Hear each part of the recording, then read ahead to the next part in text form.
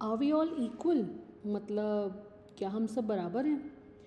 अभी तक मेरी जितनी भी राइटिंग्स थी उनमें मैंने हज़ारों बार कहा कि हम सब एक जैसे हैं, लेकिन आज थोड़ा अलग सवाल पूछ रही हूँ। क्या हम सब बराबर हैं? हमारे जेनेटिक्स, वैल्यू सिस्टम्स, रूप रंग, लाइफस्टाइल, हमारे फाइनेंसेस, हमारी बैकग्राउंड्स, हमारा जन्म स्थान, जिन शहरों में हम गए, जिन दोस्तों के साथ मिले, क्या इन सब मामलों में हम बराबर हैं?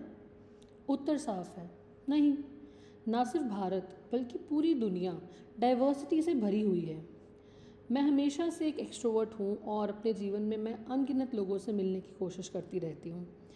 किसी समझदार व्यक्ति की तरह नहीं। ट्रेन में वो अंकल याद हैं जो सारी फैमिली हिस्ट्री जानने के लिए क्यूरियस हो जाते थे? बस जब मैं मूड में हूँ, ज़्यादातर छुट्टियों में, मैं वैसे ही क्यूरियस कैट बन जाती हूँ। मैंने कहीं पढ़ा था कि जब आप किसी को अपने बारे में कुछ बताते हैं या अपने जीवन की कोई घटना साझी करते हैं तो उनकी आत्मा का एक टुकड़ा आपके साथ रह जाता है। और चाहे आप एक दूसरे से कितना भी दूर चले जाएं, आपकी आत्माएं जीवन भर किसी न किसी रूप में आपस में जुड़ी रहती हैं। मैं और शायद हम सब अपने जीवन में अनगिनत लोगों से मिले हैं और उनकी आत्माएं, उनकी सोल्स, उनकी स्टोरीज और उनके अनुभव हमारे विचारों में कहीं ना कहीं बंध जाते हैं। जब हम दूसरों की कहानियाँ सुनते हैं तब हमें ये महसूस होना चाहिए कि उनकी ज़िंदगियाँ हमसे कितनी अलग रही हैं। जो दुनिया हमने देखी है, क्या वही सबके लिए वैसी ही है? अगर आपको लग रहा है कि मैं बहुत सीरियस बात कर रही हूँ तो प्यारे मिलेनियल्स, आइए जाकिर भाई का डायलॉग याद करते हैं। जाकिर भाई ने कहा, भाई आया है, बता के जाएगा। मतलब थोड़ा आसानी से समझाती हूँ।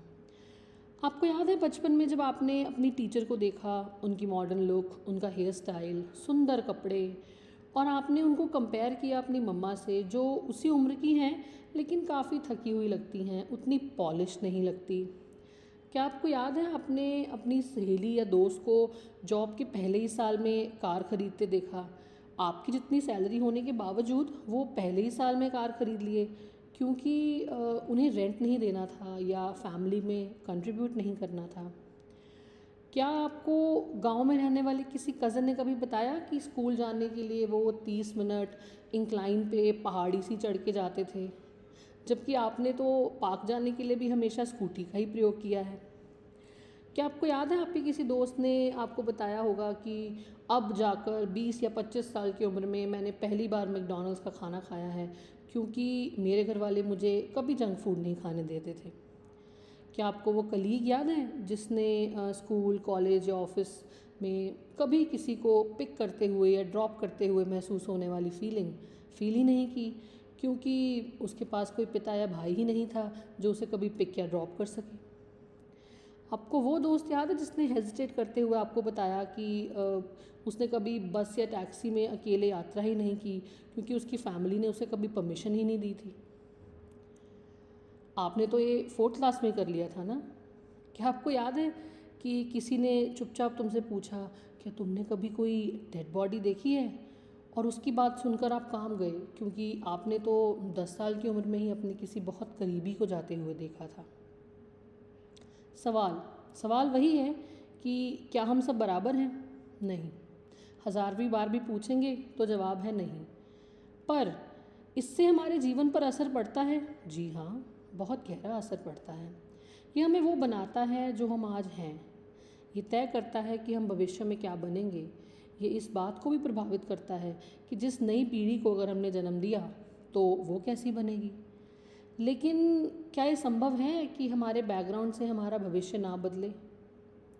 मेरी एक कज़न ने एक बार मुझसे बात करते हुए कहा था कि वो किसी को समझा रही थी कि देख, ती तक जो भी होया वो साढ़े हाथ च नहीं सी, आपा बड़े छोटे सी, पर हुण ती तो बाद जो भी तो अपनी ज़िंदगी च करना है वो तेरे हाथ च है। हाँ, पंजाबी में मेरी कज़न ने कहा कि अब 30 तक जो भी था वो तुम्हारे हाथ में नहीं था क्योंकि तुम एक बच्ची थी, लेकिन अब तुम बड़ी हो गई हो और आगे तुम्हारा जीवन किस दिशा में जाएगा ये तुम्हें खुद तय करना है।